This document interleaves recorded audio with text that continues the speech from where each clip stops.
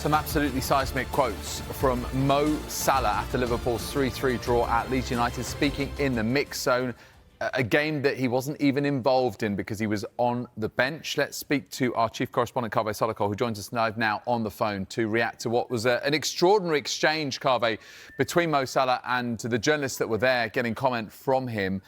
And I'll just put one quote to you in particular that seems like perhaps the most polemic. It seems like the club has thrown me under the bus. That is how I'm feeling. I think it is very clear that someone wanted me to get all of the blame. What do you make of what Mo Salah has said this evening? Look, I think he is somebody who's very emotional. I think most people in football would say that he's reacted in the wrong way to being dropped.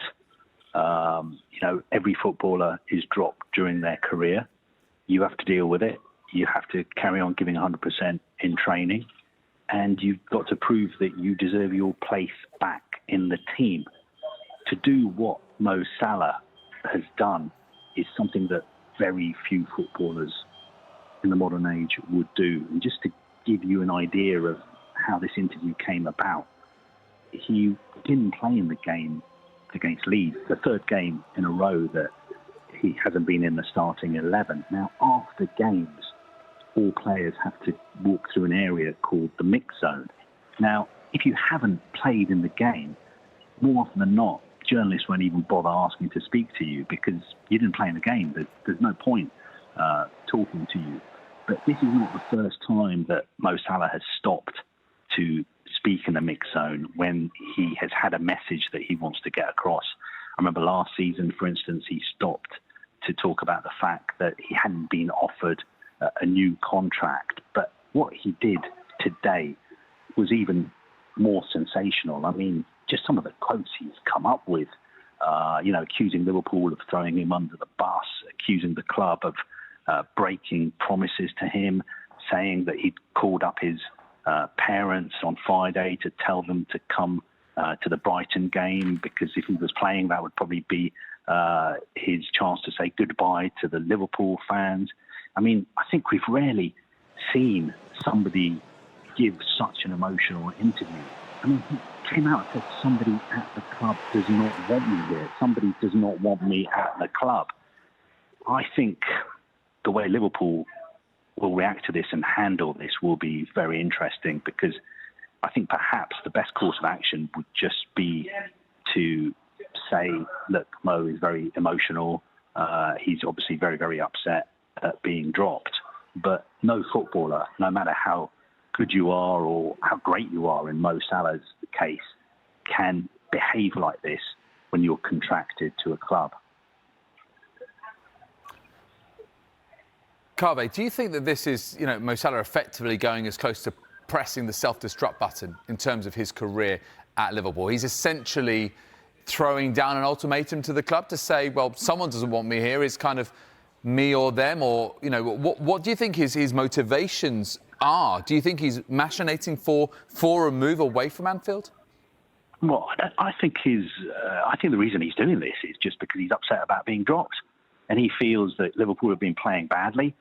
He feels that, some fans and the media have blamed him unfairly for what's going wrong at Liverpool this season. And he feels that he's been made the fall guy.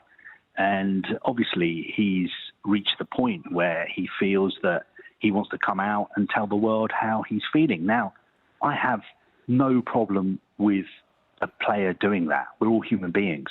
If he's upset, he's upset. Why not come out and speak to the media? We're all journalists. At the end of the day, we want players to be honest when they speak to us. But at the end of the day, when you take the emotions out of this situation and when you take the emotion out of what he has said, from Liverpool's perspective, this changes nothing. He's a Liverpool player. He signed a new 2-year contract. Apparently, he earns around £400,000 a week. I believe he's around 33 years old. What options does he have?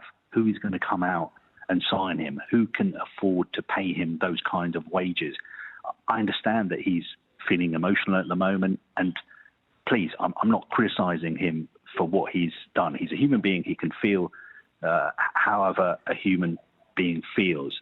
But at the end of the day, he has got a massive contract at Liverpool. It's still got 18 months on it to run, and Liverpool will be well within their rights to just let himself, let him blow it out, get all this off his chest. If they feel that they need to punish him and fine him for breaking club rules, perhaps that's something they'll do.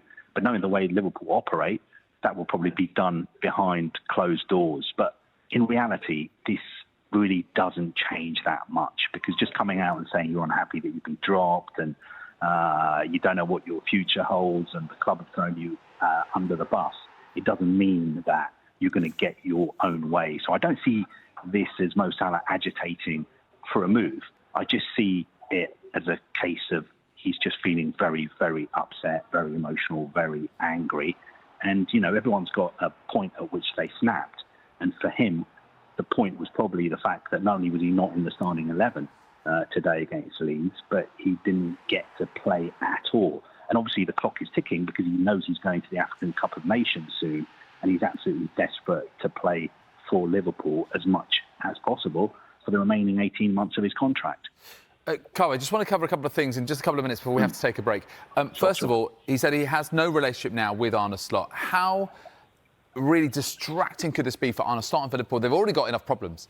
But for him to say this and how that might really affect the squad, the rest of the season, this busy festive fixture, as you know, calendar, which is so packed.